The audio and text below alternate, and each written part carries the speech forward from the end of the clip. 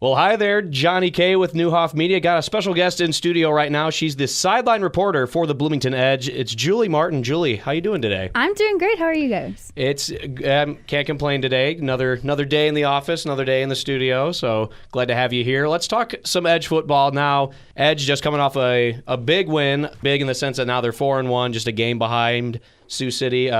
Talk a little bit about kind of your observations about the game. Yeah, so let me tell you, this is the second time we've played Kansas City in Kansas City, actually kind of back-to-back, traveling to their arena there. And let me tell you, this is the second time we've come back, actually, and won against their team. So the last time we saw Kansas City, we actually came back with 3 minutes remaining in the last quarter of the game and won the game. And that's kind of the same thing that happened here. We were heading into halftime against the Phantoms, down 12 points. However, we saw a lot of our wide receivers stepping up, and even Caleb Holenbrook just really stepping up, and some last 2 touchdowns coming in last minute, actually in the last 4 minutes for the Edge, and those 14 points led them to that 55-43 victory over the Phantoms. Yeah, big second half. I mean, it looked like they were blanked in the second quarter, but Caleb, I mean, it seemed like he could have sat on the bench, gotten some Gatorade, and still somehow scored a touchdown. He had 7 on the game. I mean, did you notice anything, or I don't know if you got to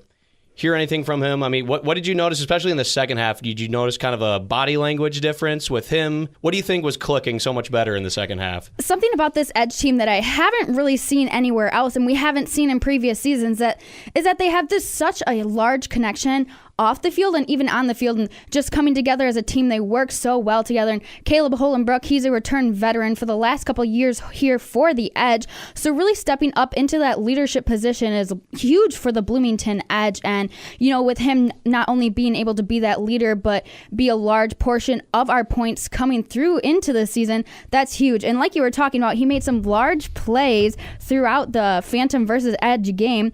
In the third quarter, he actually made Bloomington's largest touchdown pass of the season. That was 46 yards to our wide receiver, J.J. Hayes. And that's pretty much the entire field right there. So I mean, you're pinned back, and he finds a way to just bust a big play. Yeah, he's making some huge plays this season, and it's something that the Edge is really confident about, and just the team as a whole, and they can really support Caleb as a quarterback there. Yeah, and arena football, a game that, I mean, you can have a slow start, but then you can get points in a hurry, and it seems like when Caleb finally hits his stride, it's hard slowing him down. You know, and that's something that Coach Amir Ismail has kind of said throughout the season, is that his team is able to finish games. You know, although if they come into halftime and they're behind, or they're behind coming into the fourth quarter, they really utilize that fourth quarter to push themselves all the way to the end of the game. So they're a team that can really finish. You think they're kind of like Muhammad Ali, a little rope-a-dope? Like, is this intentional, or do you think they just, I don't know, something snaps over them? I'm really not sure if you make those two connections with football and throwing down like him. So,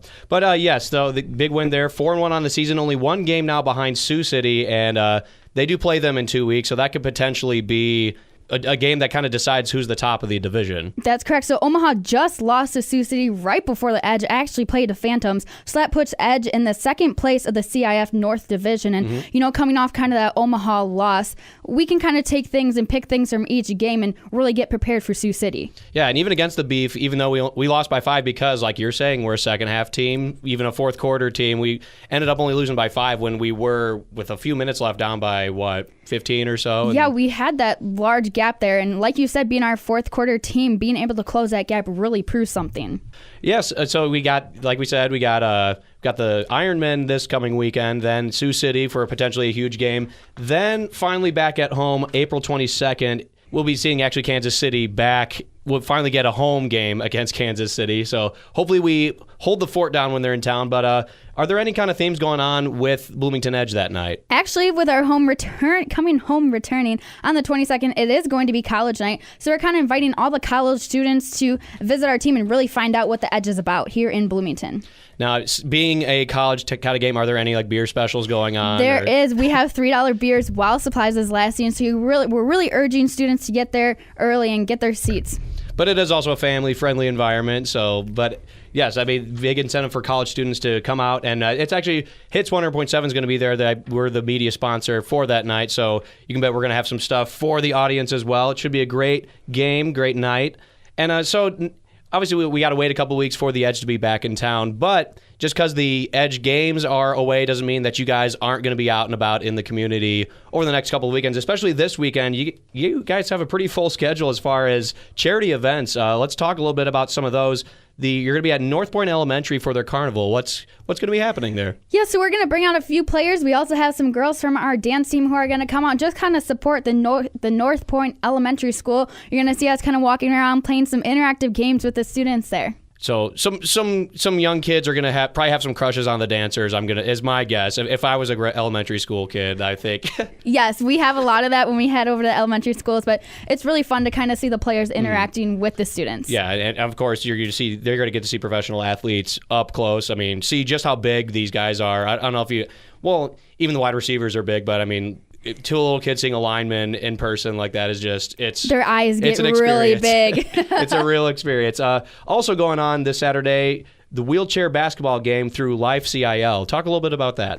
Yeah, so it's going to be taking place at Kingsley Junior High School, and that's going to be the University of Illinois wheelchair basketball teams. So their women's and men's wheelchair basketball teams are going to be playing the Be Strong team. That's a functional training gym here located in Normal, and they have 15 to 20 individuals representing the Life CIL here in Bloomington Normal. So that is going to be the home team playing against those U of I teams. Sure, and it is a co-ed game. It is, yes. And you're going to see some of our players out there kind of supporting both teams there, cheering on everyone. Yeah, it's going to be a great cause, great event there. And last but not least, we're also going to be out at the Best Buddies Friendship Walk. This is one of the largest walk events in the country. I'll let you talk about it a little bit more. Yeah, so like you said, this is one of the largest walks in the country. They're raising awareness and funds to support individuals with intellectual and developmental disabilities. I was looking at their website before I came here. Their goal is $65,000 this year.